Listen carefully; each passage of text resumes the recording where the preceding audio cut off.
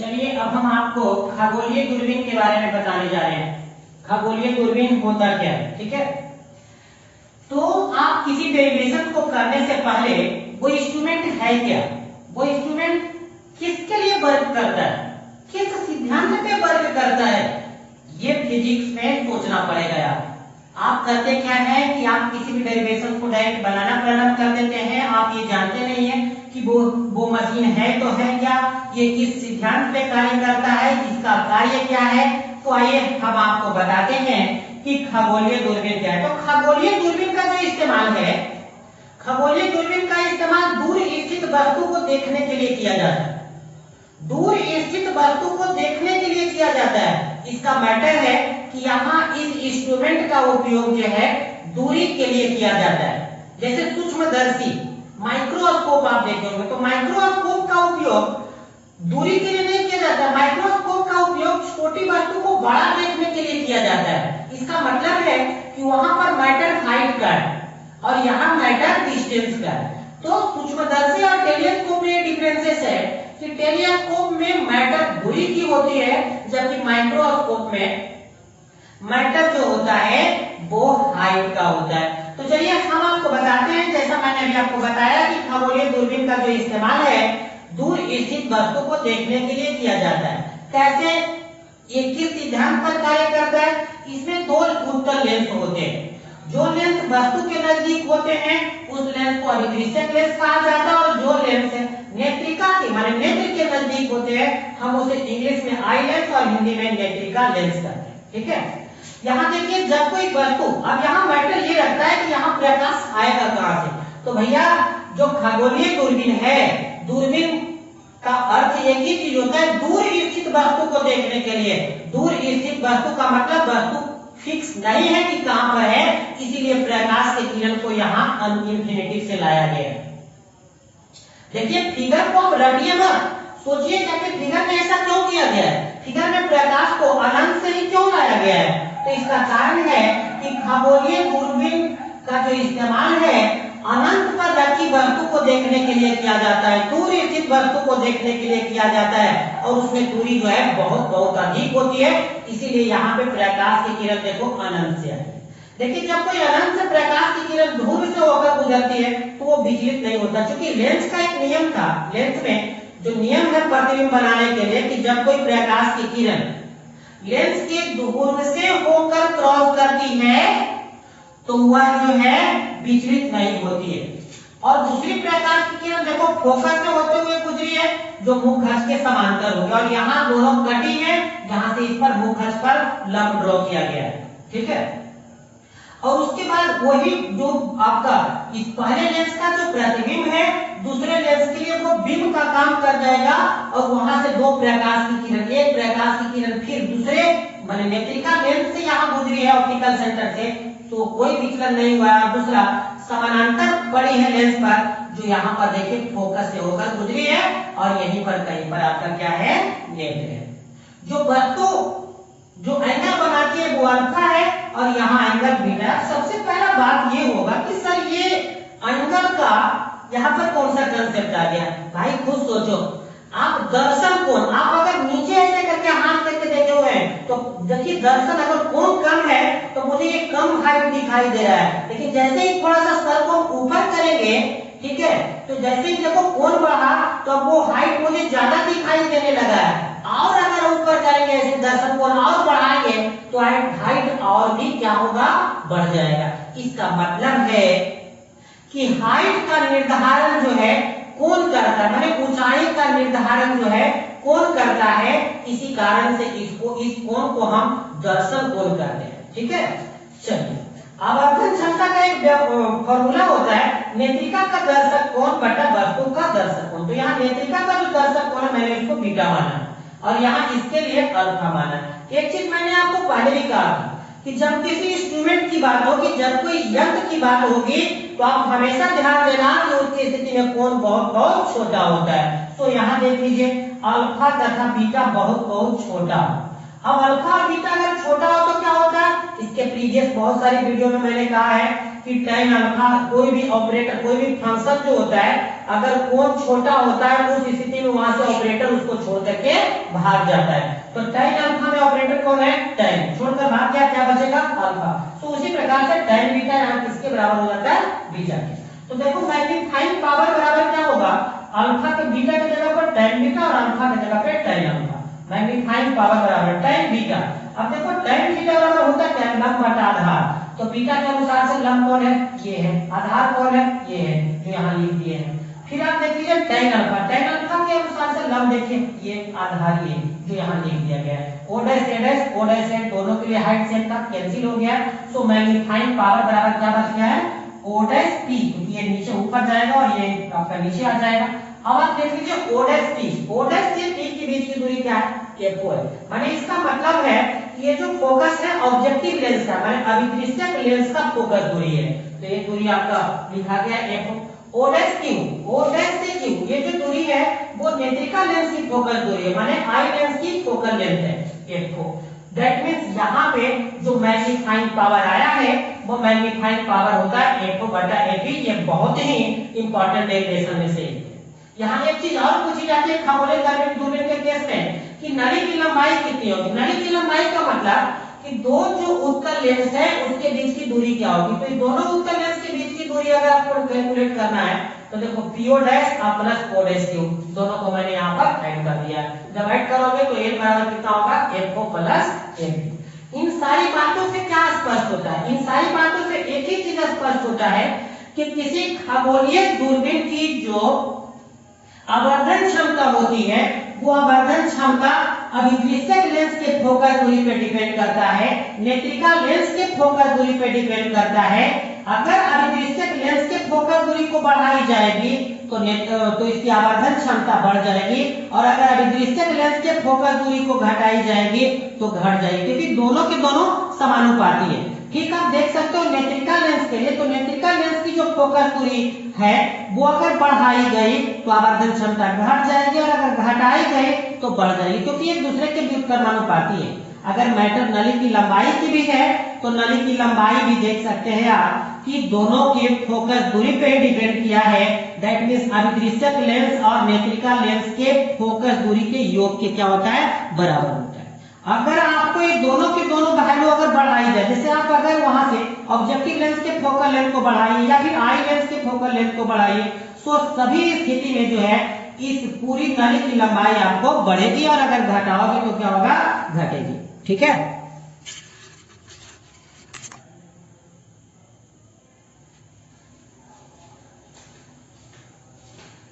तो चलिए हम नेक्स्ट क्वेश्चन को कर रहे हैं जिसमें हम बताएंगे कि ब्रूस्टर कोण पर परावर्तन के केस में हमको प्रमाणित करना है कि परावर्तित प्रकाश और अपवर्तित प्रकाश एक दूसरे पर क्या होता है लंबवत होता है।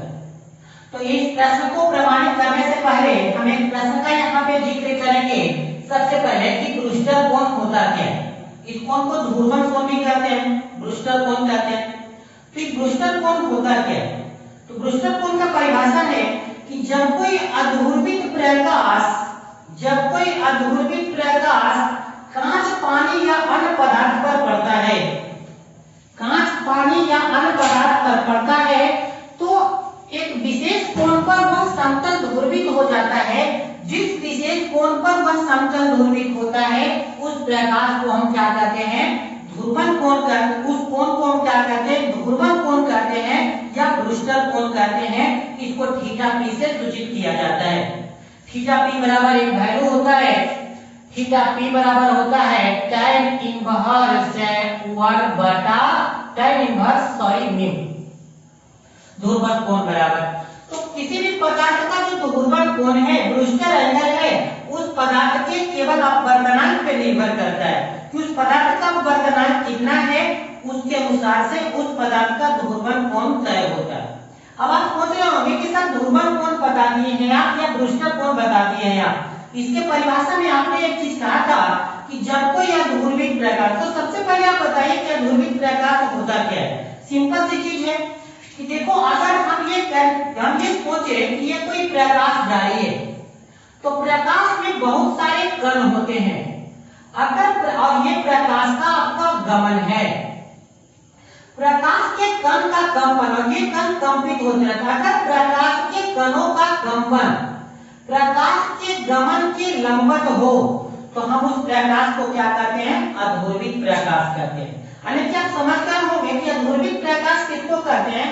तो यदि प्रकाश में कणों का कंपन प्रकाश के गमन के लंबवत होता है तो हम उस प्रकाश को क्या कहते हैं? अधोर्वित प्रकाश कहते हैं। आपको समझ में आ गया होगा। नेक्स्ट उसी में कहा गया था कि समतल ध्रुवित हो जाता है। अब समतल ध्रुवित प्रकाश हम किसे कहेंगे? सिंपल सी बात है, अगर कणों का कंपन, ये जितने भी कण हैं और गमन अगर आपका इस दिशा में हो रहा है, तो अगर प्रकाश के कणों का कंपन प्रकाश के गमन के दिशा में हो, कि प्रकाश के कणों का कंपन प्रकाश के अगर गमन की दिशा में होती है तो हम उस प्रकाश को क्या कहते हैं? समतल ध्रुवित प्रकाश कहते हैं।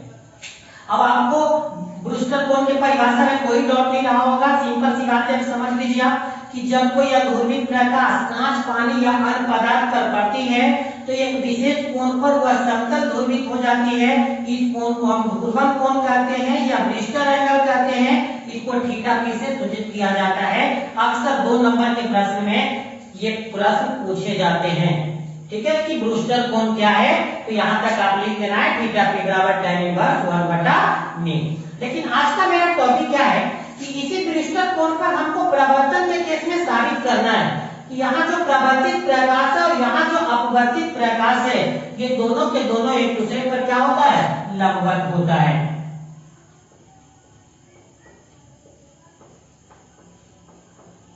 तो देखो यहाँ क्या क्या क्या है, फिगर को समझते हैं। यहाँ से कोई अध्रुवित प्रकाश जो है कांच, पानी या अन्य पदार्थ पर पड़ा है। मैंने प्रीवियस में भी कहा है आपको कि जब कोई प्रकाश की किरण किसी सतह पे पड़ेगा तो वहाँ 3 घटनाएं घटती है, अवशोषण होता है, प्रवर्तन होता है और अपवर्तन होता है। तो देखिए इसकी कुछ मात्रा इसी माध्यम में लौटी है, कुछ मात्रा सतह को पार कर गई है। अगर वही माध्यम में लौटी है तो प्रवर्तित प्रकाश कहलाती है, और अगर सतह को पार कर गई है तो वो अपवर्तित प्रकाश कहलाती है। जैसा कि आपको प्रीवियस में भी बताया गया है कि आपतित प्रकाश और अभिलंब के बीच के कोण को आपतन कोण कहा जाता है, जिसे यहाँ देख लीजिए I कहा गया है। प्रवर्तित प्रकाश और अभिलंब के बीच के कोण को R कहा जाता है, प्रवर्तन कोण कहा जाता है जिसको R से सूचित करते हैं। और यहाँ अपवर्तन कोण जो है R डैश है। जो मुझे प्रमाणित करना है ये जो प्रवर्तित प्रकाश है और ये जो अपवर्तित प्रकाश है, ये दोनों एक दूसरे पर लंबवत होते हैं। दैट मींस मुझे प्रमाणित करना है कि इन दोनों के बीच का कोण 90 डिग्री होता है। मैंने मान लिया है कि ये कोण कितना है? थीटा, और इसी थीटा के वैल्यू को मुझे 90 डिग्री प्रमाणित करना है। अगर ये 90 डिग्री प्रमाणित हो गया तो ये स्पष्ट हो जाएगा कि प्रवर्तित प्रकाश और अपवर्तित प्रकाश एक दूसरे पर क्या होता है? लंबवत होता है। चलिए जानते हैं एक एक घटना को कि आखिर कौन सा कंसेप्ट लगेगा। मेरे भाई मैंने एक नहीं बहुत बार ऐसा कहा है, प्रकाश की किरण सतह पे पड़ने के बाद पार की है, बोलो कौन सा नियम लगेगा? कौन क्या घटना क्या होगी? प्रकाश का अपवर्तन होगी। अगर प्रकाश की अपवर्तन होगी तो नियम कौन सा लगेगा? स्नेल का नियम लगेगा। स्नेल का नियम होता क्या है? sin I बटा sin R बराबर µ2 बटा µ1। sin के sin I क्या है? आपतन कोण। यहाँ आपतन कोण कौन कोण पर ध्रुवित हो रहा है? किस कोण पर? तो थीटा पी। तो I का value theta P. sin R का मतलब होता है अपवर्तन कोण, प्रवर्तन कोण नहीं, अपवर्तन कोण। अपवर्तन कोण कौन है? R डैश बराबर µ2 बटा µ1 को यहाँ µ कहा जाता है। दैट मींस क्रॉस मल्टीप्लिकेशन करेंगे तो sin थीटा पी बराबर µ इनटू sin R डैश आएगा। That equation is first. तो ये पूरी घटना कहीं किस पे गई थी? ध्रुवण कोण पे कहा गया था, ब्रूस्टर एंगल पर कहा गया। तो ध्रुवण कोण बराबर होता क्या है? थीटा पी बराबर tan इनवर्स µ। सो tan इनवर्स इधर आ गया तो tan थीटा पी बराबर क्या हो गया? µ। दैट मींस यहाँ पर आपको µ का एक वैल्यू पता हो गया है कंडीशंस के अनुसार कि µ बराबर क्या है? tan theta P. µ का मान हम समीकरण में रख देते हैं एक में। तो देखिए sin थीटा पी बराबर µ के जगह पे देखिए ये वैल्यू रखा गया है थीटा पी को, और फिर यहाँ है sin R डैश। कुछ नहीं किया गया, sin थीटा पी और tan थीटा बराबर क्या होता है? sin थीटा बटा cos थीटा। sin थीटा से sin थीटा कैंसिल हो गया, sin R dash. Cross multiplication कर देते तो cos थीटा पी बराबर क्या हो गया? sin R डैश हो गया। तो अब मेरे भाई यहाँ से आपको क्या समझ में आ रहा है? यहाँ से मुझे एक ही समझ में आ रहा है, cos को sin में चेंज कर दो। ट्रिग्नोमेट्री की फॉर्मूला एक नहीं बहुत बार आप पढ़े होंगे कि sin cos को अगर sin में करना है तो sin 90 माइनस थीटा कर दीजिए। तो साइन 90 माइनस थीटा पी कॉस थीटा पी होता है, तो उसके बदले लिख दिया गया साइन से साइन कैंसिल। तो देखो 90 माइनस थीटा पी बराबर कौन आ गया है, आर डैश। माने यहाँ पे आपको एक कंडीशन आ गया है जो आपको रिजल्ट तक पहुंचा देगा। वो कंडीशन है आर डैश बराबर 90 माइनस थीटा पी। तो यहाँ पर एक चीज और किया गया था कि परावर्तन के केस में प्रत्येक शब्द का इंपॉर्टेंस रोल होता है। तो परावर्तन के केस में क्या होता है, तो परावर्तन के लिए नियम क्या होता है, angle I is equal to angle R. Angle I यहाँ पे कितना देख लीजिए थीटा पी है, आर कितना है आर है, यानी कि आर का वैल्यू यहाँ पे आपको थीटा पी पुट करना है, ऐसा इस प्रश्न में कहा गया है। क्योंकि यहाँ बात उठाई गई थी परावर्तन के ही केस में करना है, इसीलिए उठाई गई। फ्रॉम फिगर अगर हम इस परपेंडिकुलर की इधर की बात करें तो इधर देख लीजिए आर थीटा और आर डैश कोण बनाए, आर थीटा और आर डैश। एक रेखा पर कितनी डिग्री की कोण बनते हैं, 180 डिग्री। यानी कि तीनों का योगफल कितने होने वाले हैं, 180। R plus theta plus r dash बराबर 180। आर का आर, थीटा का थीटा, आर डैश का वैल्यू, तो आर डैश का वैल्यू कितना है 90 माइनस थीटा रखती है। तो इसको देखें थीटा पी से थीटा पी कैंसिल, थीटा बराबर कितना हो गया है 90 डिग्री, क्योंकि आर का वैल्यू भी यहाँ थीटा पी पुट किया गया है। तो यहाँ थीटा बराबर 90, जो मुझे प्रमाणित कर रहा था वो नतीजा आ गया है, एक थीटा 90 डिग्री। इससे क्या स्पष्ट हुआ कि प्रवर्तित प्रकाश तथा अपवर्तित प्रकाश जो होते हैं एक दूसरे पर क्या होते हैं, लंबवत होते हैं।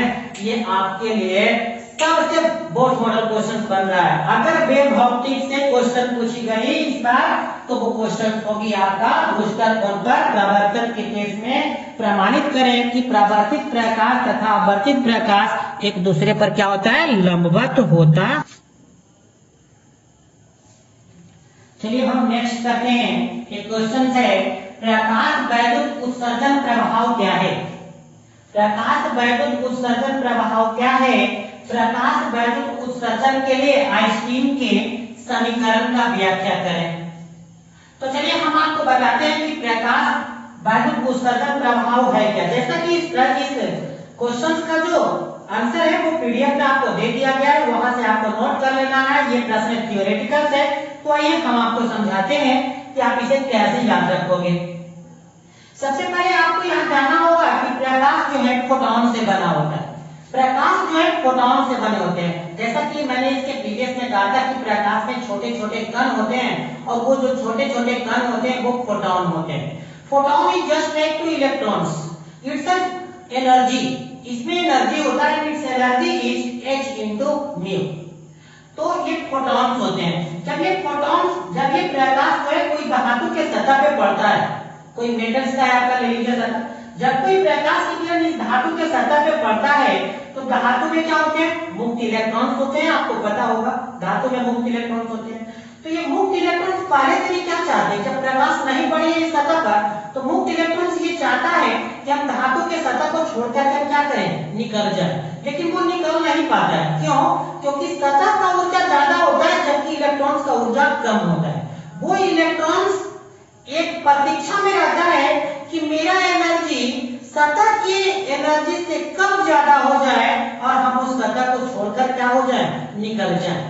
और ये इसको ऑफर कौन करता है, यह जो अपॉर्चुनिटी इसको कौन देता है, प्रकाश देता है। कैसे होती है घटना, देख लीजिए। जब कोई प्रकाश की किरण इस धातु के सतह पे पड़ता है तो प्रकाश की किरण का कुछ मात्रा जो है, प्रकाश की जो कुछ मात्रा है इसके सतह से इलेक्ट्रॉन्स को निकालने के लिए जिम्मेदार होता है। यानी कि यहाँ जो इलेक्ट्रॉन्स फंसी हुई है उसको यहाँ निकालने के लिए केवल काम करता है। इसकी कुछ ऊर्जा सतह से इलेक्ट्रॉन्स को निकालने के लिए कार्य करता है, ठीक है। और बाकी जो ऊर्जा बचता है वो निकले हुए इलेक्ट्रॉन्स को और गतिज ऊर्जा प्रदान करता है कि और तुम तेजी से निकल जाओ। दैट मींस एक ही चीज आप समझ में आ रहा होगा कि फोटॉन्स की जो ऊर्जा है उसकी कुछ भाग निकालने में और बाकी बची भाग उसको गतिज ऊर्जा प्रदान करने में लगता है, ठीक है। तो यहाँ पे आप ऊर्जा के संरक्षण सिद्धांत से देख सकते हैं कि जो पहले की ऊर्जा है बाद के ऊर्जा के बराबर होगा। ऊर्जा संरक्षण के सिद्धांत से जो पहले फोटॉन की ऊर्जा है वो h into mu है, जो यहाँ निकालने में लगा है वो h into mu नॉट लगा है, और जो निकलने के बाद गतिज ऊर्जा हुई है वो 1/2 mv² हुआ है। That means h into mu जो है इन दोनों के बराबर होगा, क्योंकि यही प्रकाश की ऊर्जा इसको निकालने के लिए और निकले को गतिज ऊर्जा प्रदान करने में लगा है। तो h into mu बराबर h into mu naught naught plus half m e भी स्क्वायर होता है। इसको हम ऐसे भी लिख सकते हैं h इंटू म्यू नॉट को यहाँ पे हम क्या कहते हैं, वर्क फंक्शन कहते हैं, कार्यफलन कहते हैं, उसके केस में भी लिख सकते हैं ऐसा। तो इसी समीकरण को हम किसका समीकरण के नाम से जानते हैं, आइंस्टीन के समीकरण के नाम से जानते हैं। चलिए यहाँ से कुछ सॉल्व क्वेश्चन भी पूछे जाते हैं।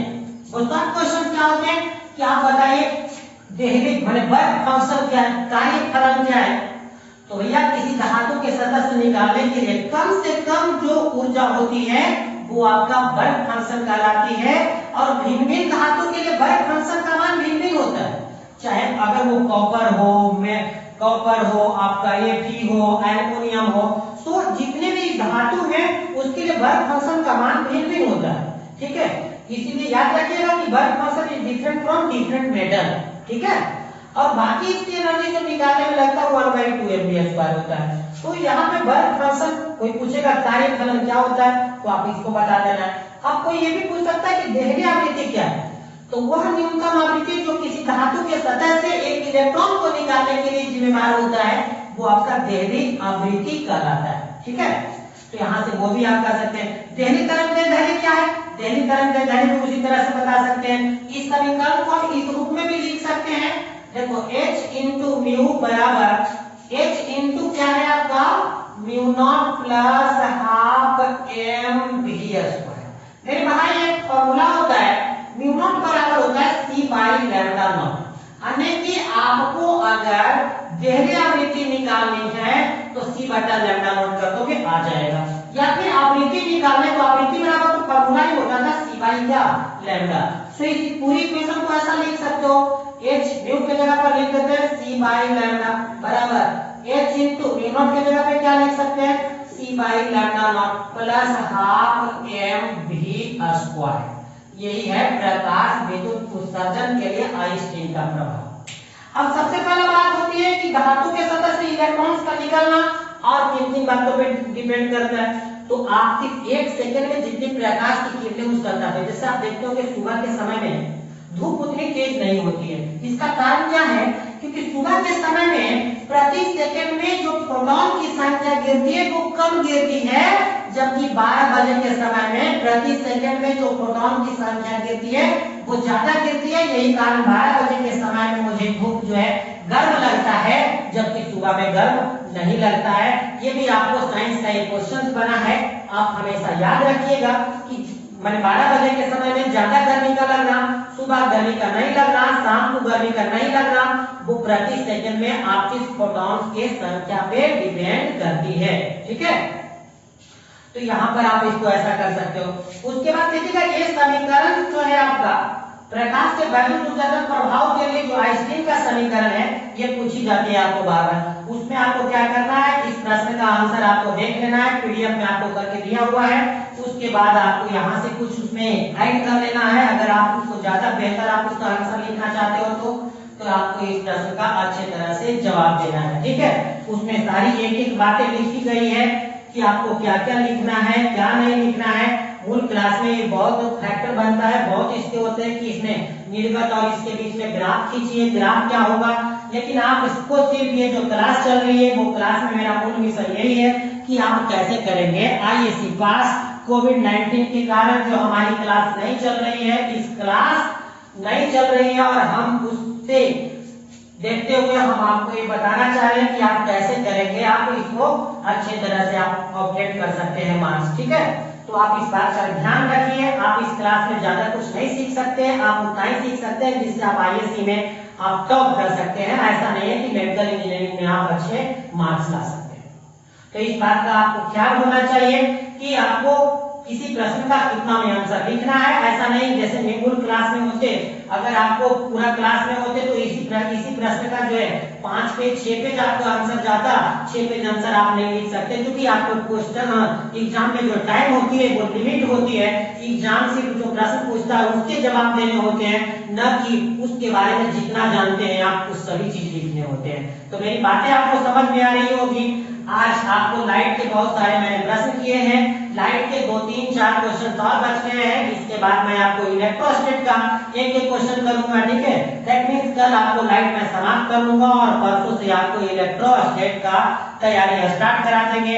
हम आपसे यही उम्मीद करेंगे कि आप जितना भी पढ़े हो आप उसको एक कॉपी में नोट कर लो। ऐसा नहीं है कि हम यहाँ आपके लिए इतना मेहनत करते जाएं और आप इसका लाभ ना उठाएं। कुछ विद्यार्थी अभी भी कह रहे हैं कि सर आप ऑनलाइन क्लास ले रहे हैं, हमें पता नहीं है।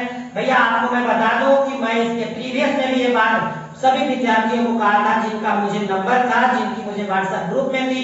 देखिए आज व्हाट्सएप ग्रुप क्यों बना था, आज आपको समझ में आ गया। अगर आपकी नंबर आज हमारे पास नहीं होती देन हम आपको आज नहीं पढ़ा पाते, ठीक है। तो इसी कारण से मैंने फ्यूचर को देखते हुए आपका व्हाट्सएप ग्रुप बनाया था। व्हाट्सएप ग्रुप का कुछ विद्यार्थी व्हाट्सएप ग्रुप में नहीं है, तो आपका फर्ज बनता है कि आप उनको सूचित करें कि ऑनलाइन क्लास चलता है, आप ऑनलाइन क्लास को क्या करें, ज्वाइन करें। थैंक यू, आज इतना ही तक। कल हम मिलते हैं नेक्स्ट वीडियो में।